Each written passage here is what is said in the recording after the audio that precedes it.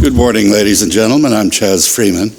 Helga, I'd like to thank you for that very inspiring set of opening remarks. Climbing up onto this platform, I was reminded of a conversation I had many years ago with the late Linus Pauling, who won 2 Nobel Prizes, one for chemistry and one for peace. I asked him, he was in his 90s, like Mr. LaRouche. I asked him, what is the secret of long life? And I thought he'd say something about vitamin C. But without a hesitation, he said, never let go of the handrail. And I noticed there is none. But anyway, here I am. We have entered a world in which, as William Butler Yeats put it in 1919, things fall apart.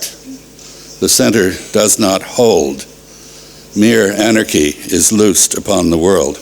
In Europe, in America, and in parts of Asia, there is a sense of foreboding, an elemental unease about what is to come. There is vexing drift amidst political paralysis.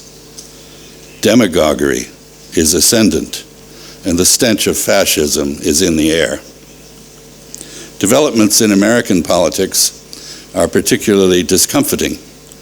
The American people are belatedly beginning a discussion about the role of the United States in the world. We Americans should have had this conversation 25 years ago when the Soviet Union collapsed and the Cold War ended. Now we are airing differences about foreign policy in circumstances of dispiriting international political and economic uncertainties. Few can even remember the optimism that prevailed when Germany reunited, Europe became whole and free, China joined the capitalist world, and Russia aspired to democratize and do the same.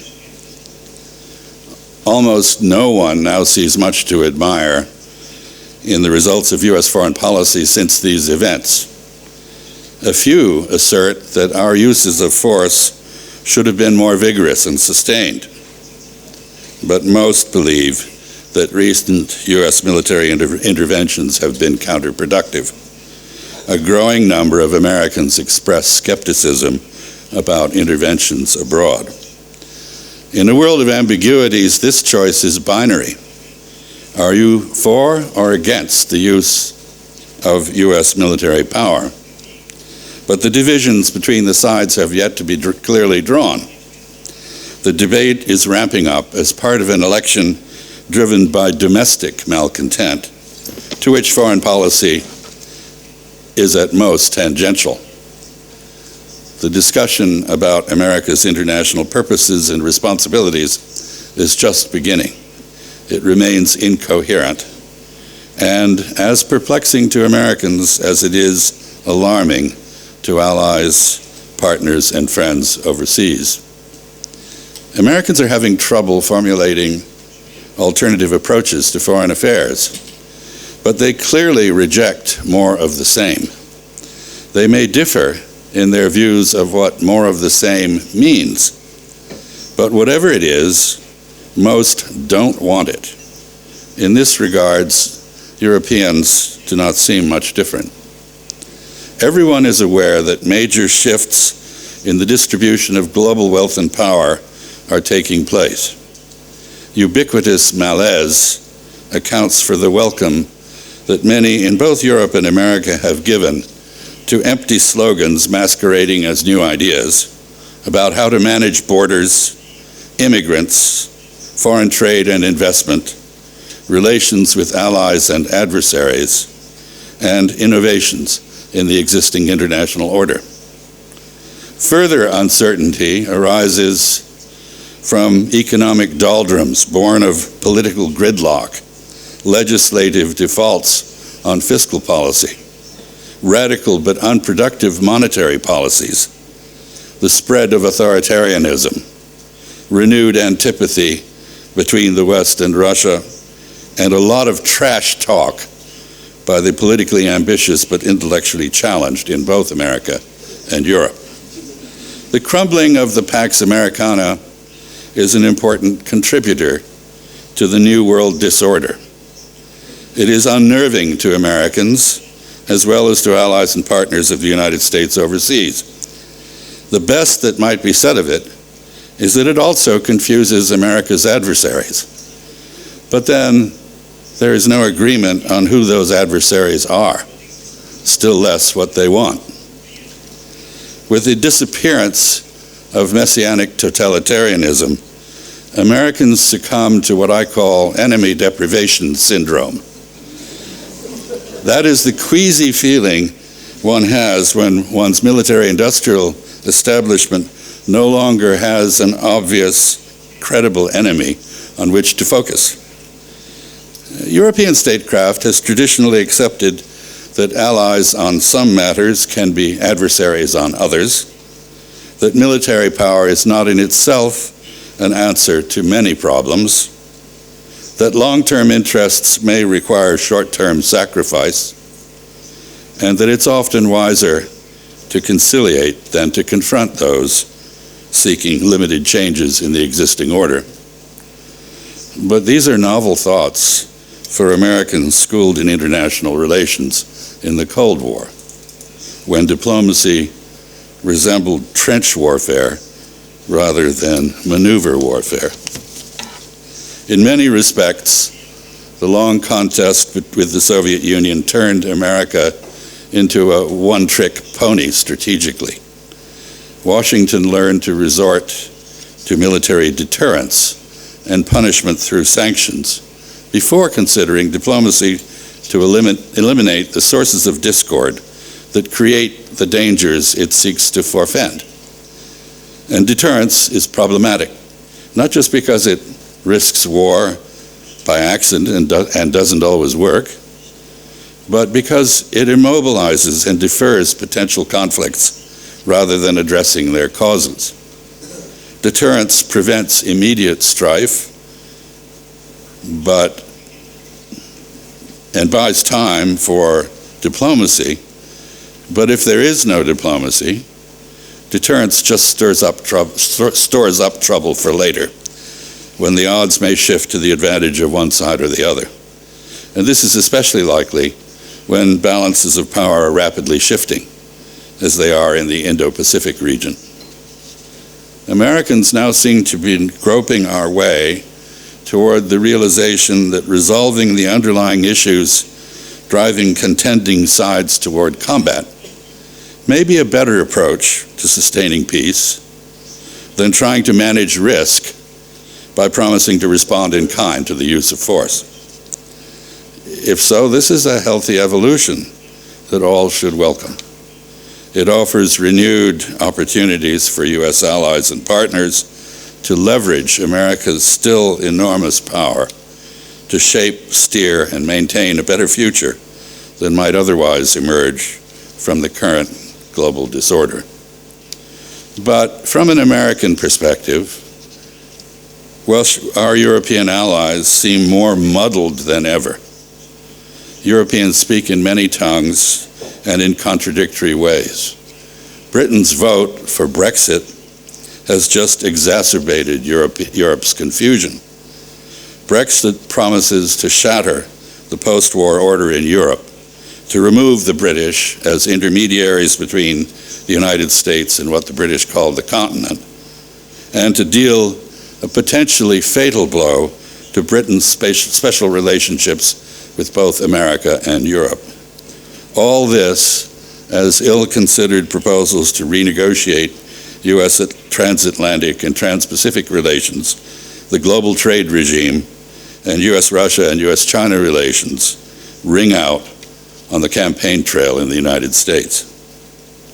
A growing number of Americans understand that if the United States does not heed the voices of its allies, it will in time cease to have any. But others ask how countries that spend relatively little on their own defense, preferring to leave it to Uncle Sam, can qualify as allies and equals rather than protectorates. Allies are countries with mutual obligations and responsibilities to each other, not a one-sided dependency.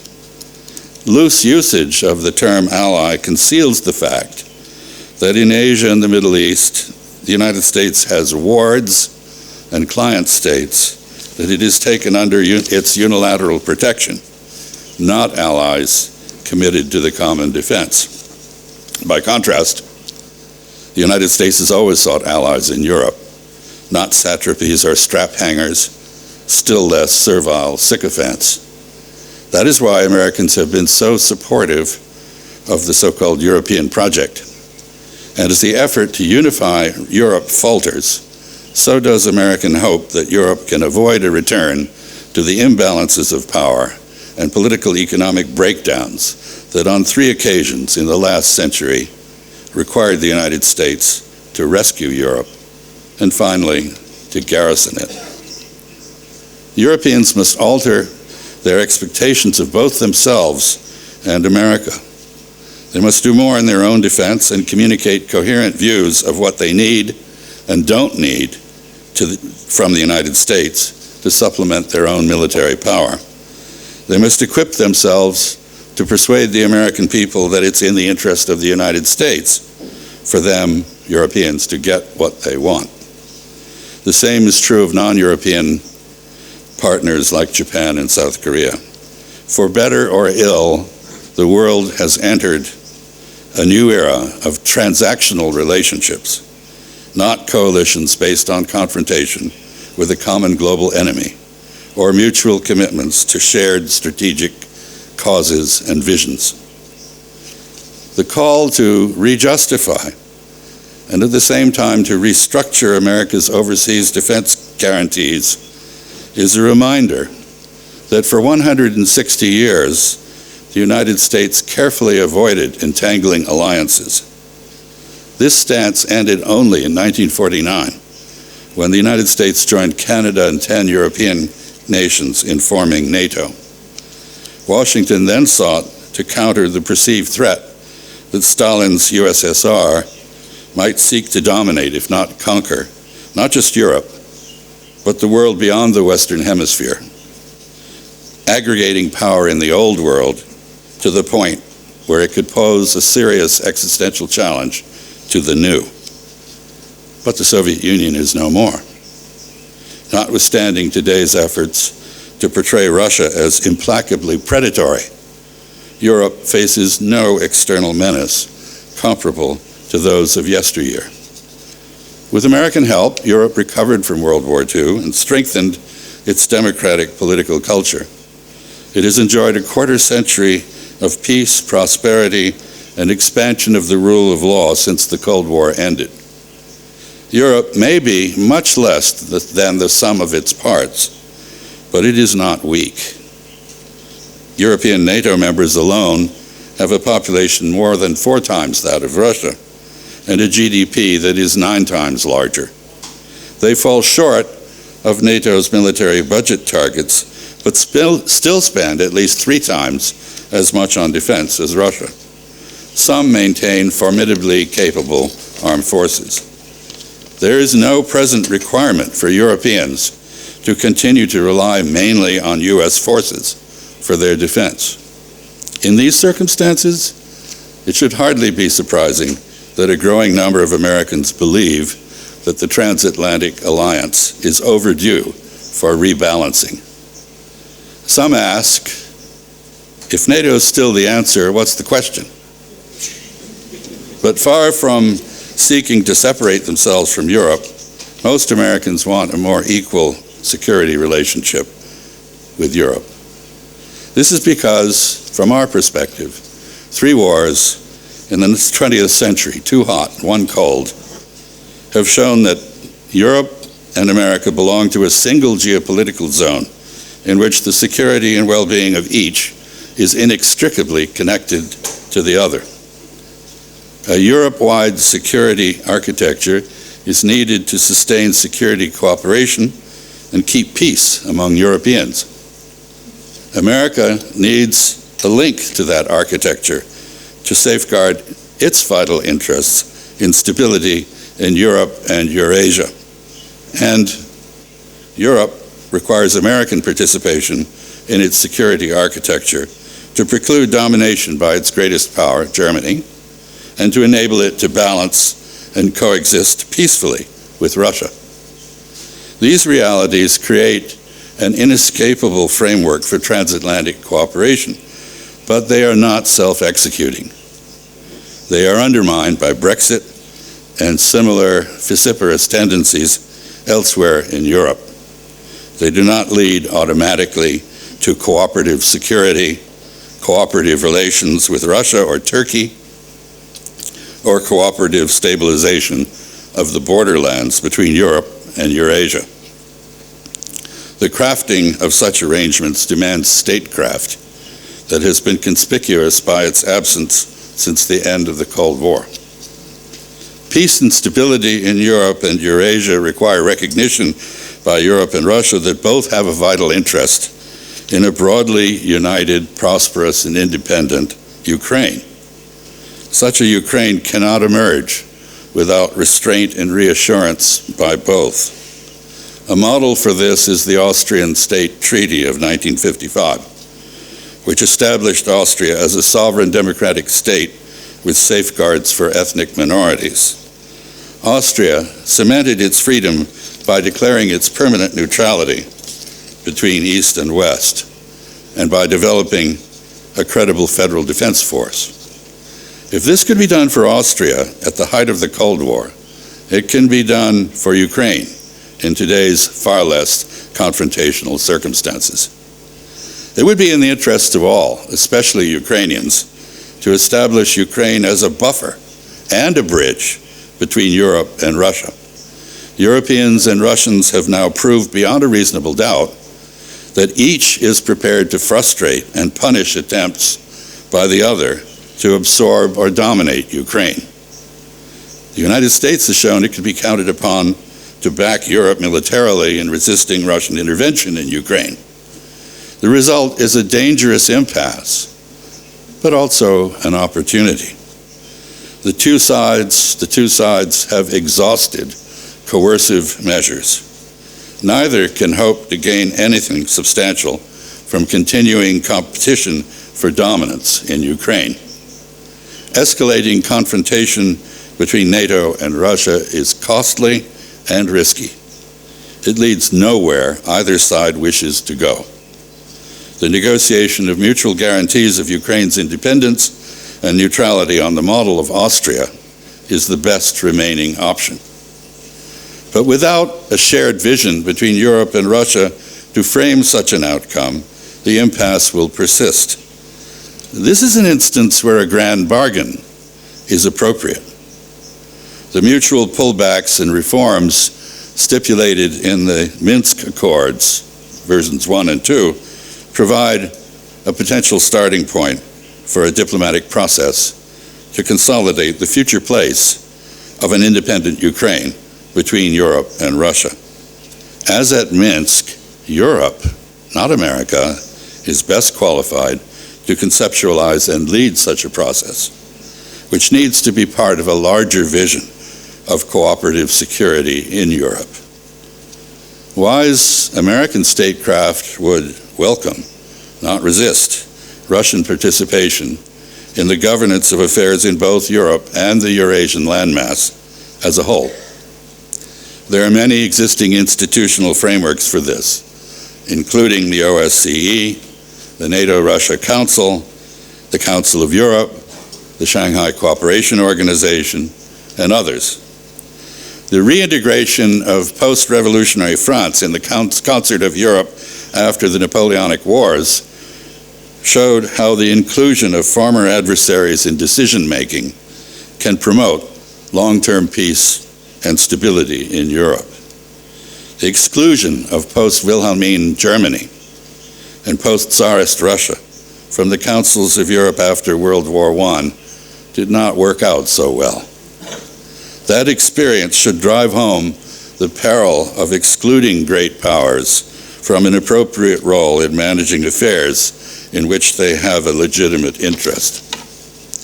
The United States, Europe, and Russia must all adjust to a world in which China and India join Japan as Asian nations with global reach. This is a particularly difficult adjustment for the United States. America has dominated the Western Pacific for 71 years. It has become accustomed to being the custodian of the global commons and the indispensable arbiter of disputes in the region. Now it must accommodate a rising China, a more assertive India, and a more independent Japan. Existing institutions like ASEAN, the Association of Southeast Asian Nations, are divided and ineffective in managing these issues. The shifting balances of power in the Asia-Pacific are mostly driven by economics. By contrast, the so-called rebalance to Asia, or pivot, is almost entirely military. The United States, Japan, and China are shouting past each other. But a piecemeal process of accommodation is nonetheless unfolding amidst much histrionics about maritime territorial issues to which the United States is not a party. The huge asymmetries between what is at stake in these issues for China and the United States are dangerous. To paraphrase Bismarck's prescient comments about the Balkans 26 years before World War I, all the rocks, reefs, and sandbars there are not worth the life of a single U.S. Marine. But if there ever is another war in Asia, it will come out of some damn silly thing in the South or East China Sea. Wars can happen, even when they make no sense. In Asia, as in Europe, there is an urgent need for diplomacy as a substitute for military approaches that solve nothing but risk much. With the United States pushing back against Russia in the West and China in the East, the two are being nudged together. To counter Sino-Russian partnership, Japan is courting Russia, though frankly not very effectively. China is reaching out to Europe. And China, Europe, Japan, Russia, and the United States are all courting India, which is playing hard to get. We have entered a world of many competing power centers and regional balances in which long-term vision and short-term diplomatic agility are at a premium. With the exception of India, none of the great powers at present displays both qualities. This is the global context in which China has proposed to integrate the entire Eurasian landmass with a network of roads, railroads, pipelines, telecommunications links, ports, airports, and industrial development zones. If China's One Belt, One Road concept is realized, it will open a vast area to economic and intercultural exchange, reducing barriers to international cooperation in a 65-country zone with 70% of the world's population, over 40% of its GDP, generating well over half its current economic growth.